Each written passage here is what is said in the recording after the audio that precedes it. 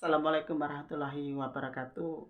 Salam buat rekan-rekan diskusi hukum dimanapun berada ya. Alhamdulillah kita masih bisa silaturahmi dan bisa bertemu kembali. Mudah-mudahan kebaikan, rahmat dan ridha Allah Subhanahu wa taala selalu bersama kita semuanya. Banyak berita ya yang dipertanyakan rekan-rekan kemarin dalam berita terupdate, jadi saya ingin merangkum secara umum dari beberapa hal yang paling dominan dipertanyakan rekan-rekan kemarin ya. Yang pertama berkaitan dengan ya Rempang Eco City ya. Ini kemarin banyak sekali hal yang perlu dipertanyakan oleh rekan-rekan semua. Sebenarnya Rempang Eco City ini sebenarnya seperti apa sih? Banyak polemik juga dan sudah banyak bersuara juga ya. Kita lihat juga NU Muhammadiyah itu kan. Jadi saya ingin membahas dalam secara umum saja ya, kan, tapi nanti bisa dilanjut dalam subbabnya. Yang pertama adalah bagaimana sih sebenarnya Rempang Eco City ini kalau dikaitkan dengan adanya struktur, artinya bagaimana antara pemerintah pusat kemudian menuju ke Kepulauan Riau itu sendiri. Nah, sebenarnya kalau dari pemerintah pusat sendiri saya menyatakan bahwa ini adalah dari pemerintah pusat, presiden di sana ya. Kemudian saya katakan ada 3 Kemenku di sana, investasi, Polhukam, terus kemudian perekonomian, dan bahkan Menteri Perekonomian mengeluarkan peraturan yang lebih teknis atau khusus nomor 7 tahun 2023. Jadi kemudian kalau PMK kemarin juga menguatkan ya. Jadi ada 4 kementerian yang memang menguatkan, kemudian ada 3 kementerian juga yang di bawahnya. Artinya di sana ada Kementerian Investasi itu sendiri, kemudian KLHK, kemudian Agraria Tata Ruang atau BPN, dan yang paling menarik coba nanti rekan-rekan cermati pasca Menteri Investasi RDP di Komisi 6 DPR. Nah, secara runtut kemarin sudah, tapi ada hal yang janggal juga yang patut dipertanyakan. Itu kan adalah alibi dan pembenaran dari pemerintah saja itu kan. Jadi saya mengkronologikan dari pemerintah pusat. Artinya apa? Jadi kan pemerintah pusat pemegang tertinggi ini kan adalah presiden. Kemudian kemarin kita tahu bahwa dimulainya sebenarnya ini ya, Perpu nomor 2 tahun 2022 tentang Perpu Cipta Kerja, kemudian disahkan Undang-Undang 6 tahun 2023, dan akhirnya dari 11 klaster ya. Dari 11 klaster ini kan salah satu klasternya adalah PSN dan investasi itu sendiri, proyek strategis nasional lah. Ini kan yang menjadi pertanyaan, kemudian dieksekusi sampai pemerintah daerah, kemudian BP Batam. Nah, kalau kita berbicara BP Batam ini seperti apa sih? BP Batam ini kan sebenarnya instansi pemerintah juga, bagian eksekusi di daerah. Nah, artinya kan juga dibentuk melalui peraturan pemerintah 46 sejak tahun 2007 kemarin ya. Kemudian dari Pemda di Kepulauan Riau itu sendiri. Jadi ada benang merah antara pemerintah pusat sama pemerintah daerah. Ini harus dicermati bersama. Ada beberapa tolak ukur, itu kan tidak ada kaitannya dengan pemerintah pusat. Yang sungguh mengecewakan adalah presiden menyatakan, loh ini kok sampai pada saya. Nah, ini kan kebijakan dari pemerintah pusat, artinya presiden di sana pemegang tertinggi itu kan. Nah, terus kemudian kronologi ya. Kalau kita mencermati kronologi, sebenarnya Rempang ini kan sudah kasus lama ya. Kalau kita cermati itu sejak 2004 dulu ya. Jadi Mei 2004 ada kesepakatan dengan DPRD-nya, kemudian Agustus 2004 sudah ada indikasi MOU-nya di sana. Terus kemudian MOU-nya dengan siapa? Di sana kan ada PT AG, anaknya PT MEG. Nah, kemudian hal yang lebih teknis adalah sebenarnya Undang-Undang 25 tahun 2002 kan. Kepulauan Riau ini kan baru terbentuk itu kan. Di sana sebenarnya dari mandat ataupun pemekaran wilayah dari amandemen kedua konstitusi. Nah, kemudian hal yang lebih teknis kronologi adalah 28 Juli presiden dan pemerintah dengan jajaran kementerian pergi dari Cina. Kemudian 28 Agustus tepat dikeluarkanlah peraturan dari perekonomian, Kemenko Perekonomian, 8 Agustus, kemudian 7 September kemarin dieksekusi. Bagaimana mungkin masyarakat tidak kaget karena sosialisasi juga kurang tepat dan masih buruk. Coba dicermati juga di pernyataan dari Menteri Investasi kemarin bahwa memang ada hal komunikasi yang kurang baik. Artinya ini kan ada beberapa komunikasi yang belum selesai, makanya kan TNI Polri ini kan dijadikan alat saja. Bahkan malam-malam Pak Presiden menelpon Kapolri. Ini kan menjadi hal yang problematik juga itu kan. Kemudian perdebatan hukumnya seperti apa sebenarnya secara umum itu kan memang Pulau Rempang kalau dari perspektif pemerintah ya ini kan seolah-olah kemarin dari Kemenko Polhukam lah itu kan pengosongan bukan penggusuran. Ini bahaya kalau dikosongkan, indikasikan tanah memang dijual dari rakyat kepada negara. Penggusuran-pengosongan itu ada hal beda ya. Terus kemudian sebenarnya sejak tahun 2008 kan sudah diajukan kepada pemerintah akan dapat SHM atau tidak itu karena artinya kemudian setelah Kemenko Polhukam kemarin memberikan warning, akhirnya kan jeda beberapa hari Kementerian Agraria dan Tata Ruang menyatakan bahwa ini di warga di Pulau Rempang tidak ada SHM, artinya dianggap bahwa ya sudah kemarin itu adalah tanahnya adalah dijual untuk negara itu kan. Nah, ini kan yang menjadi pembenaran dari pemerintah itu kan. Artinya betul bahwa di sana memang berlaku HGB, hak guna bangunan maksimal 30 tahun kan dapat diperpanjang sampai 20 tahun dengan opsi itu kan, dan bahkan sampai 2080 ya itu indikasinya dengan sekitar 172 triliun dan sampai nanti indikasinya bisa 381 triliun. Nah, ini memang investasi yang memang menjadi prioritas, akan tetapi tidak ada solusi yang konkret itu kan. Itu perspektif pemerintah bahwa kalau menurut Undang-Undang Nomor 2 tahun 2012 tentang pengadaan tanah untuk umum, nah itu alibinya pemerintah juga. Bahkan cepat juga pemerintah kemarin mengeluarkan peraturan pemerintah 39 ya tahun 2023 saya cermati berkaitan dengan eksekusi ataupun hal teknis berkaitan dengan pengadaan tanah untuk umum ini. Artinya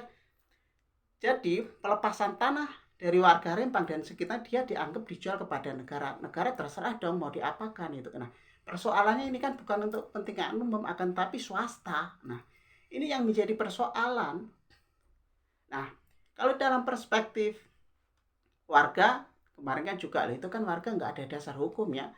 Jelas bahwa hak ulayat itu menjadi konsekuensi logis tanah turun temurun di Undang-Undang Agraria, bisa panjang lebar ya nanti dijelaskan. Undang-Undang 5 tahun 60 itu sendiri artinya memang hak ulayat itu turun temurun. Dulu kan ya memang tidak ada SHM dan sebagainya itu kan. Nah, konstitualisme kita juga menjamin, ingat bahwa pasca amandemen kedua konstitusi tentang pemerintahan daerah ya, di sana tempatnya pasal 18B ayat 2, di sana penghormatan adanya masyarakat hukum adat. Nah, ini kan sebenarnya jaminan konstitusi dan undang-undang warga negara juga, warga Rempang juga punya hak di sana atas tanahnya itu kan. Jadi sebenarnya ini adu kuat aja sebenarnya. Persoalan pemerintah itu ada klaim ini kan hak tanah sudah menjadi hak negara, ini hak terserah kita dong. Tunggu dulu itu kan. Nah, terus kemudian ini yang menjadi persoalan lagi adalah ketika pemerintah seolah-olah tidak banyak memberikan ruang negosiasi bahkan mediasi khususnya dari BP Batam. BP Batam dan Pemda Kepulauan Riau ini kan yang memberikan izin secara teknis kepada PT MEG. Ini persoalannya ini karena sampai batas maksimal 28 September ya. September nanti adalah dianggap harus selesai ini karena ini kan persoalan yang memang pemerintah pusat jangan lepas tangan, apalagi juga lepas tanggung jawab. Ingat itu kan dulu juga Presiden Jokowi sekarang di sana pemilihnya adalah terbanyak dan janjinya adalah dulu sempat mau dikeluarkan sertifikat. Nah, kenyataannya juga tidak. Nah, solusinya seperti apa? Saya menawarkan dua solusi sebenarnya di sini. Yang pertama, jelas cabut di sana melalui keputusan presiden. Kenapa harus keputusan presiden? Loh, itu ujungnya kok presiden pemerintah lagi. Ya memang ini adalah urusan pemerintah pusat. Makanya jika strong leadership kuat presiden di sana, ya turun tangan, keluarkan kepres, dicabut atau dihentikan sementara, minimal, saya katakan minimal sampai pemilu 2024 selesai. Karena eskalasi ini kan tidak cuma anasirnya, tidak cuma di situ saja, cuma ya skip dulu ya, ini panjang kalau kita jabarkan. Kemudian solusi kedua, kalaupun dilanjut, ini ganti rugi dan relokasi direncanakan di Pulau Si Jantung itu kan luasnya berapa, kompensasinya berapa, ini kan belum jelas. Kalau di sana cuma dapat relokasi, kemudian tidak dapat jaminan hidup selanjutnya bagaimana? Ini kan pemerintah pusat dan pemerintah daerah khususnya BP Batam harus bertanggung jawab pada persoalan wilayah teknis itu. Tidak serta-merta ini investasi kebijakan pemerintah pusat harus selesai, tidak boleh tidak selesai. Siapapun yang menghalangi akan diselesaikan. Ini kan kurang bijak dalam menangani persoalan ini. Nah, itu yang pertama ya, nanti dilanjut.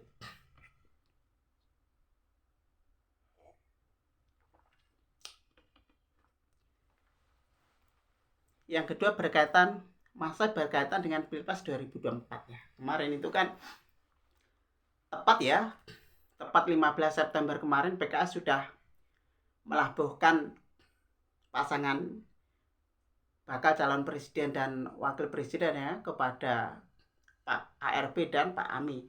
Artinya kan di sana memang sudah paten ada Nasdem, kemudian kemarin Demokrat keluar, kemudian ada PKB dan PKS sudah tiket satu kursi minimal 115 kursi ataupun minimal 20% presidensial threshold sudah terpenuhi di sana. Sekarang Pak PS seperti apa, Pak GP seperti apa nih? Sebenarnya Pak PS sama Pak GP ini sebenarnya eskalasinya panas ini kan, karena dianggap sama-sama di dalam pemerintahan.